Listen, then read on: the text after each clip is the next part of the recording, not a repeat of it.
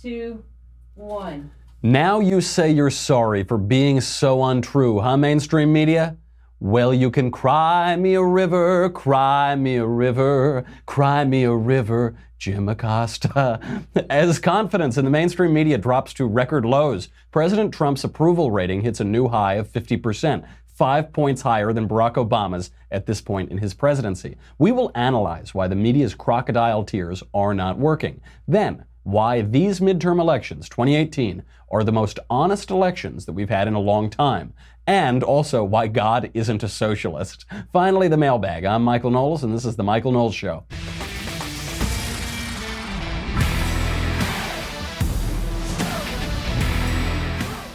All right, just got back in from our nation's capital, had a good time, walked around the Gold House, got to visit with YAF. Young America's Foundation gave a speech there on owning the libs and how wonderful it is. I think you can probably catch that online. YAF might be streaming it somewhere.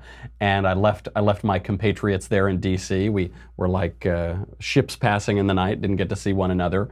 I don't know if I'm more tired because I just got off the airplane and I came here, or because I closed down Shelley's back room with Ali Stuckey last night. It was one of those two things. I'm not sure which one. But a lot of fun anyway. I really enjoyed seeing YAF. And we're doing this tour in the fall with YAF, Covfefe on campus. So if you would like me to come spread the simple joys of Covfefe to your campus, put in a request through the YAF website, yaf.org. I think there should be a link for my tour there, and you can just put in a request and we'll set it up. We're going to be picking those schools and dates soon, so get that in pretty fast. But there's a lot to get to. This was really fun. Talk about a good news cycle to be hanging around D.C. We have the one and only Jim Acosta. If Jim Acosta did not exist, conservatives would have to create Jim Acosta. The future Daily Wire White House correspondent, Jim Acosta, he got into a little heat because he was at a Trump event. He was at a Trump rally, and some Trump supporters were heckling him.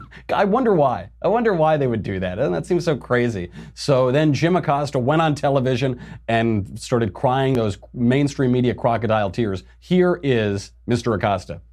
He's covered countless of these and has become one of the president's favorite human punching bags.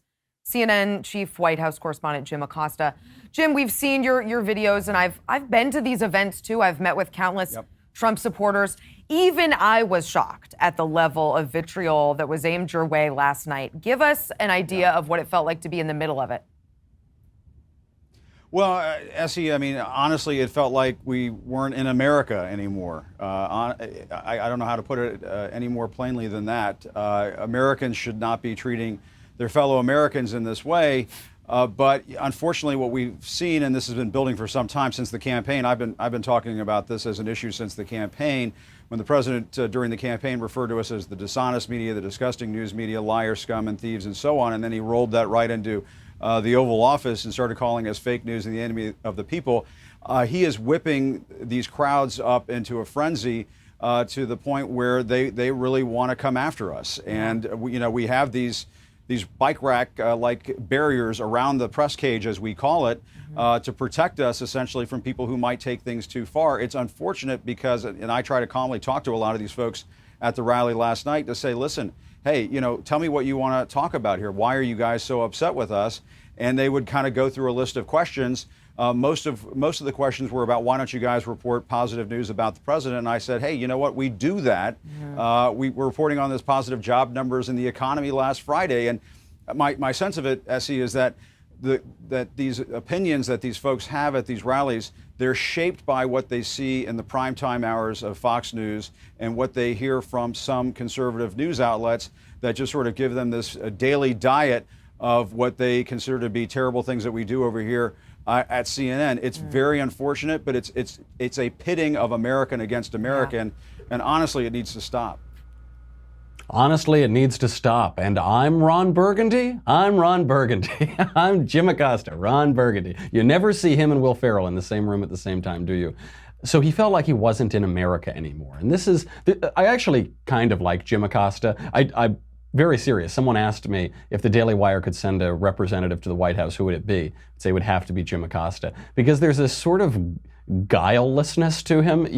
They report the most absurd fake news all the time. And by fake news, I mean certain dishonest lines, certain actually inaccurate stories. And then also they just harp on constant negative nonsense. President Trump has the most negative press coverage in modern presidential history, despite the fact that his approval rating in the country is 50%. It's actually quite high. And despite the fact that we have a booming economy, that we've got peace abroad, that we've got low unemployment, record low joblessness, crime down, hate crime down, all of these great statistics that we can tick off, but the mainstream media harp on issues that the American people don't care about. They harp on the Russia investigation. They harp on these issues that Americans rank in the bottom percentages of what they care about, what matters to them, what it should be newsworthy, what should be politically newsworthy.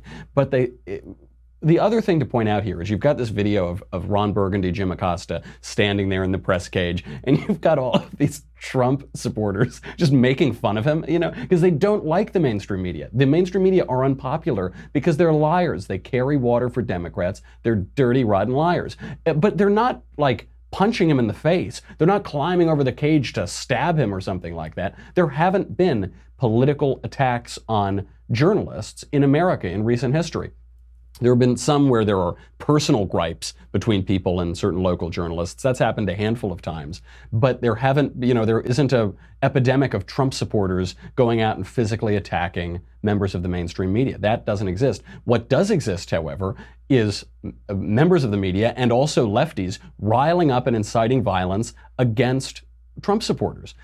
Everybody from media types in the Democratic Party and on the left, all the way to elected officials, ginning up attacks on Trump supporters, on people who work for President Trump. Just look at a few of these tweets. Talk about dehumanizing. From PBS and NPR composer Christopher O'Reilly, quote, "Calling them deplorables is euphemizing them. Maybe better to euthanize.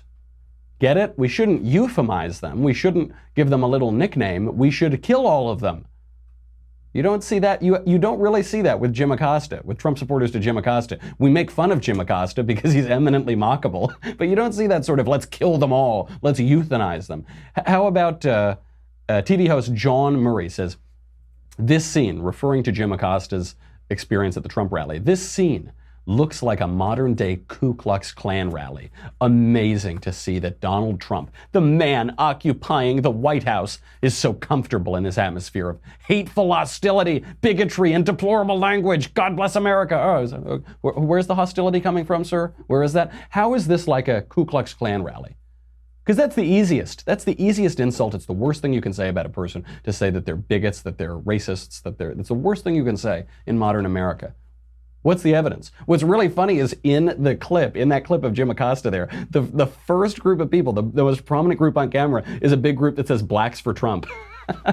So just like all those old Ku Klux Klan rallies, Blacks for the Klan. You don't see that a lot. That's not true. It's just an insane slander. It's insane libel to say that about Trump supporters. And it really does gin up hatred, because what you're saying is these Trump supporters are domestic terrorists and we got to take care of them. Obviously, this is, they're oblivious to what they're saying themselves. How about Will Potter, the author Will Potter? He said on Twitter, quote, "I'm truly ashamed that this is what America has become. Replace the MAGA hats and Trump signs, and this is straight out of any number of authoritarian regimes where journalists are killed. I feel like a foreign correspondent in my own country." Okay, just replace the MAGA hats and the Trump signs and the president and the press and the country and the era and the location and the weapons. And if you replace everything, then it's like another thing. Okay, that's fine. That makes sense. I feel like, what does he say? That this is like when journalists are killed. Which journalists have been killed because of Trump supporters? Which ones? Any? No? Okay, that's what I thought. From author Khaled Diab, Trump's endless vilification of the media will almost certainly lead to vigilante violence against journalists. If Trump succeeds in weakening American institutions sufficiently, he could wage an Erdogan-style crackdown on his media critics and independent journalists. Did you know that? Did you know that Donald Trump is like the dictator of Turkey, the Islamist dictator of Turkey? I didn't know that. I didn't even know Trump was an Islamist.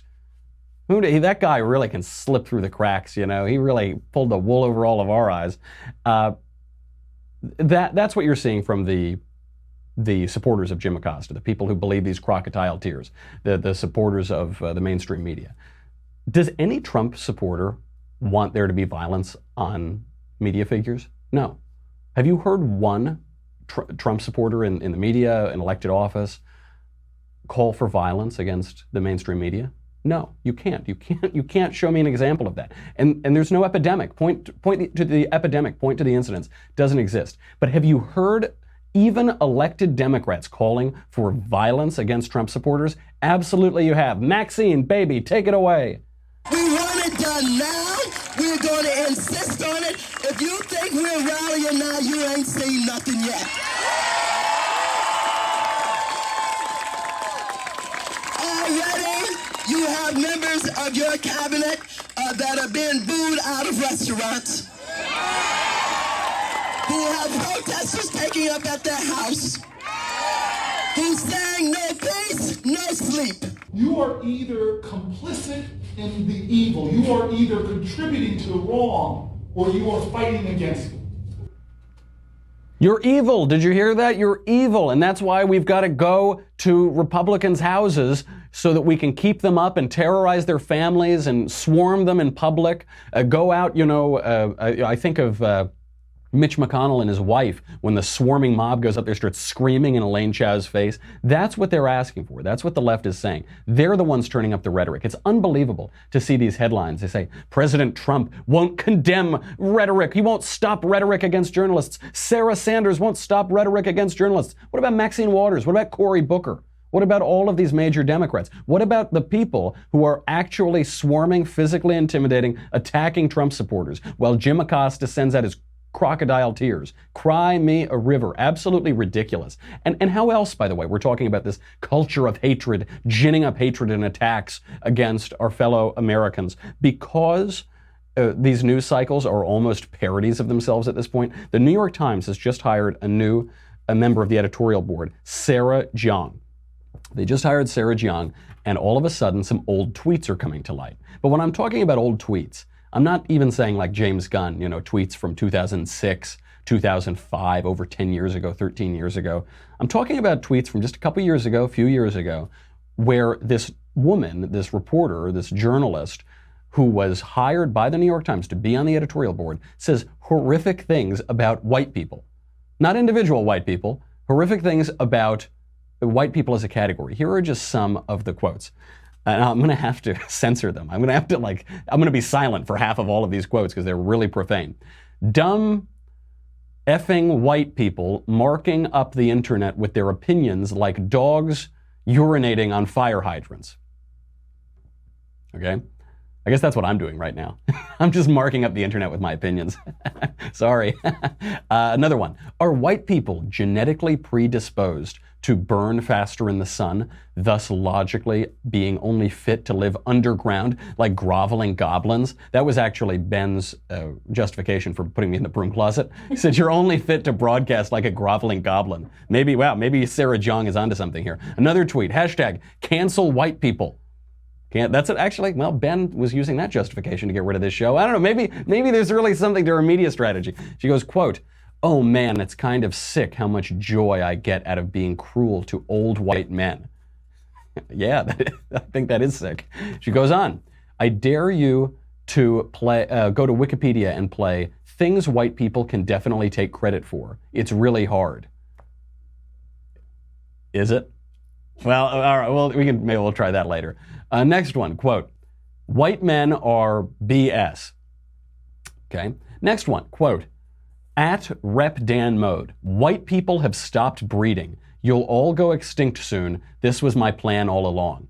I guess that is just statistically true because whites don't have a lot of kids. So all right, maybe one of those is almost defensible. She just spews all of these. This is just a handful. This isn't even all of them.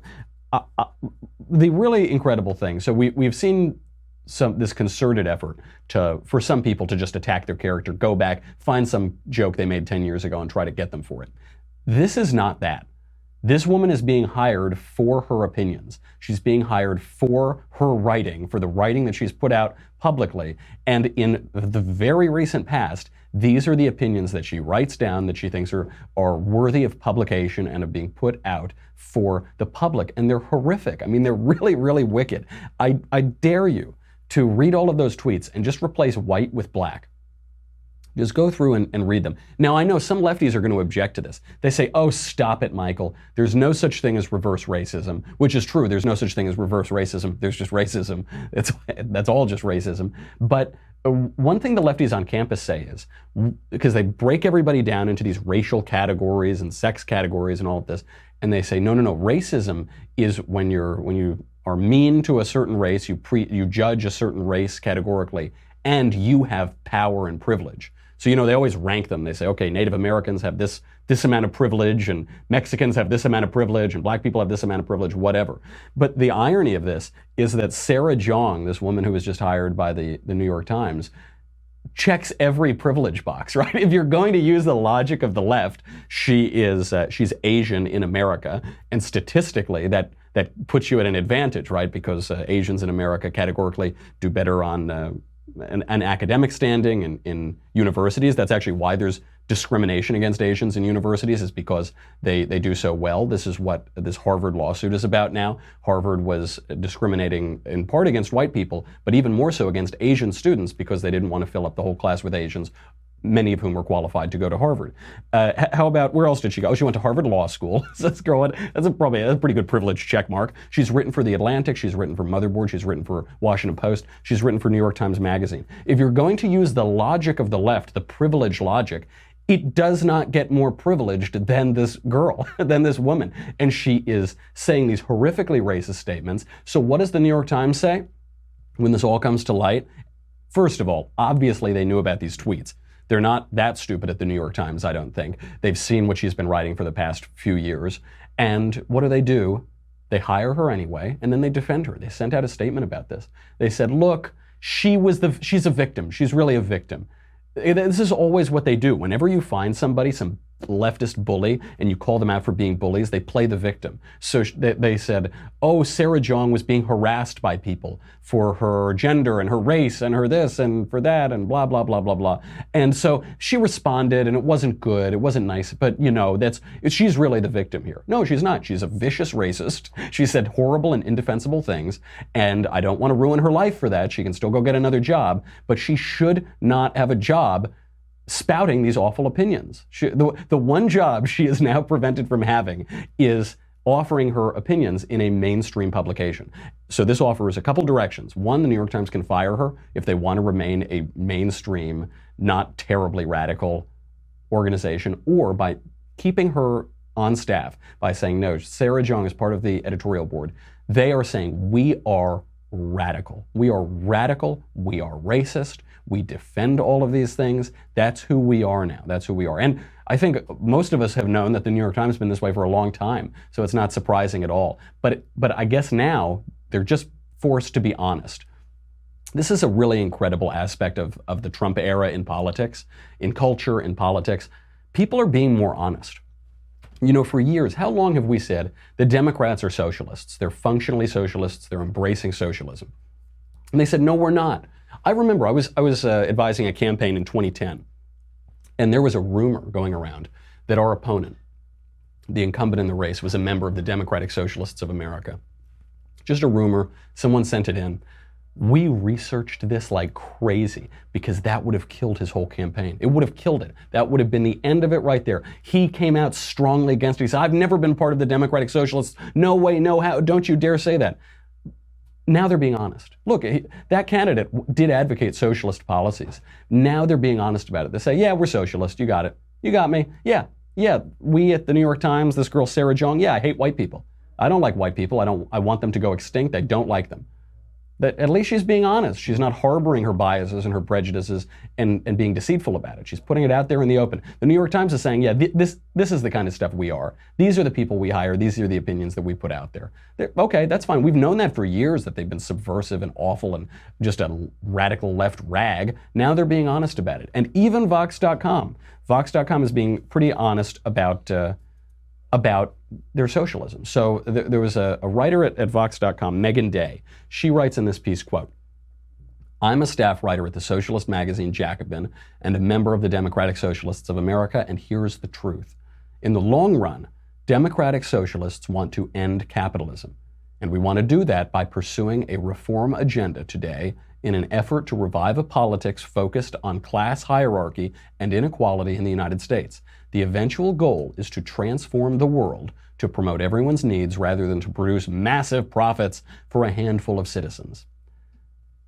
That last part is not how it's going to play out, but she's being honest. And I really appreciate that. You can knock her for holding just a pernicious and awful ideology, but you can't knock her for being deceitful. At least she's putting those ideas out there. That's really what they're saying. Yeah, no. Democratic Socialists, we're not just regular old liberals. We're not even regular old American lefties. We want to undo capitalism. We want to fundamentally transform America. I'll give her credit for that because that is going to make this election honest. You've got 42 candidates right now running state, local, federal in the United States with the official endorsement of the Democratic Socialists of America. They're being honest. They're saying these are the ideas, a real battle between markets, between economic freedom, and between socialism.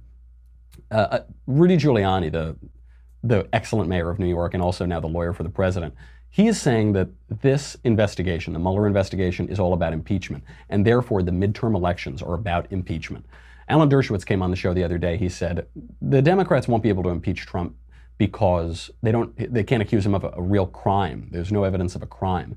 But the Democrats who are now running for office are running on an impeach Trump ticket. They think that impeachment is simply a political matter. It's not a legal matter. And they're going to run for that. And those are the stakes. I really like it between Megan Day at Vox.com and Rudy Giuliani. They're saying, look, these are the stakes in this election. Impeachment and socialism. There's the political aspect of it. Do you want to lose Trump? Do you want to impeach Trump? Or do you want Trump to keep remaining in office and keep making America great again? And then the political and the philosophical side is, does America want to go down in the direction of socialism, down the direction of big government telling you what to do, having control over your life, being able to give you anything you want, and therefore being able to take away everything that you have? Do we want to go down that path, or do we want to go down the path that we're currently on of deregulation, of economic freedom, of strength abroad and peace through strength? Do we want that making America great again, going back to essential aspects of our American tradition that have made this country great, that have made this country prosperous, that have made this country charitable? Do we want to go to that? Well, if we want to go to that, then we need to vote for Republicans because they're not socialists and they're not going to impeach Trump. If you don't want that, if you want to become a socialist, there's an easy way to do it in this election. Vote for the people who are honestly telling you they're socialists. Vote for the people who are honestly telling you they want to impeach Trump. You've got a real choice. You know, Barry Goldwater, at the beginning of the modern conservative movement, Barry Goldwater said, you need a choice, not an echo. You don't want there to be two parties that basically resemble one another. There isn't much of a philosophical or ideological distinction. What you need is a choice. If you give Americans a choice, conservatives have a much better chance of winning. When we nominate squishy people, Mitt Romney comes to mind, or John McCain comes to mind, when you nominate squishy Republicans, not very conservative Republicans, they lose because you're not giving people a choice. It's Democrat or Democrat light. But now there's some real honesty here. Barack Obama ran as a moderate. He wasn't a moderate guy. He's a radical guy. He painted the White House in rainbow lights. He is a radical guy. He wants to fundamentally transform America. But when he would say those things, he would always back off them. He would always try to explain them away. These guys today, I think in part because of the raucousness of President Trump, are being honest for the first time in a while. That's a beautiful thing. I've got to get to the mailbag pretty soon, but I don't want to lose that aspect because the only people now who are still being dishonest are the mainstream media. They're the ones who are crying. They're the Jim Acostas who say, wah, wah, wah. What, stop doing this. Stop inciting violence. The violence is against Trump supporters. It's not Trump supporters against the media. The violence is the left wing, the violent left wing against Trump supporters. Media figures and elected officials and activists. There was there are so many examples of this. Just one that I read before the show is there was an angry Trump critic who allegedly punched a homeowner in Boynton Beach, Florida, for having a Trump flag in his front yard. He punches this guy right in the face and then he drags the homeowner 30 feet while driving away. That is real violence, and that's not people saying mean things to Jim Acosta and some people heckling him while he's doing his stupid report for CNN. That is actual violence. And it's also not just the crazies, because even if there were some crazy Trump supporters at these rallies who were making threats to Jim Acosta. You might say, well, those are just the crazies and we should deal with them, but they're just the wackos. They don't represent anything. But for the left, the people calling for violence are elected officials. They're Maxine Waters. Cory Booker saying that if you support Judge Kavanaugh, if you support the most staid constitutional aspects of this administration, you are evil. You are complicit in evil. It's all on them. When the Democrats and when the left accuse you of something, they are projecting. This is almost always true. They're projecting. They call you a racist. They're projecting their own racism. Just read Sarah Jeong. Just read who the New York Times is hiring to be on their editorial board. When they're yelling at you to tone down the rhetoric, listen to their rhetoric. Well, listen, when they say stop being so hostile, notice that their face is red. They've got veins popping out of their neck. They've got steam coming out of their ears. They say stop being so hostile. So what are you talking? I'm just trying to sip my covfefe over here. I'm not. What would make you think that I'm being hostile? They are projecting all of that. And when they say don't get violent, so you're the one who's dragging the guy 30 feet in your car. You, lefty. It's not the Trump supporters. Trump supporters have jobs. Well, everybody in America has jobs now because we have record low joblessness. Things are going very well, and we have an honest election, and we're getting conflicting reports in. A lot of reports from esteemed analysts are saying that Democrats are poised to take the House. They very well might take the House. Historically speaking, they probably should take the House, and we could expect that. But President Trump's approval rating, amidst all of this, amidst all the constant harping, 92% negative media coverage of Donald Trump, harping on issues nobody cares about, amidst all of this Russia, Mueller, collusion, evil, amidst all of that, President Trump's approval rating is at 50%. Record highs, much higher than Barack Obama's at this time in his presidency. 5 points higher. That is really big. That's really big news, and I hope it bodes well for the future. The one thing we need to know is that Republicans have stakes in this election. It's an honest election. It will determine the ideological future of the country to some degree for some period, and everything is on the table. Impeachment to socialism, the future of our country. So you got to get out there and vote, because a lot of times we think, well, our guy's in office, we don't need to get out there. You really do. This is an honest election. History is going to look back on this election and say, wow, they were really being pretty honest about what they wanted, and it would be a real shame if we lose it. Okay, I got to get to the mailbag. If you are on dailywire.com, thank you very much. You help keep the lights on. You keep covfefe in my cup. You keep Jim Acosta's crocodile tears pouring out and him crying me a river that I can lap in and bathe in and drink. So if you're not there, if you're on Facebook or YouTube, go over to dailywire.com. You will pay $10 a month or $100 for an annual membership. What do you get? You get me. You get the Andrew Klavan Show. You get the Ben Shapiro Show. You get to ask questions in the mailbag. You get to ask questions in the conversation. That's coming up too. And then you get a life raft. That's what you get. You get a life raft amidst this deluge of Jim Acosta tears. Don't miss the vintage. The Jim Acosta vintage is a really beautiful one. It's the Jim Acosta Will Ferrell vintage of leftist tears. Go to dailywire.com. We'll be right back with the mailbag.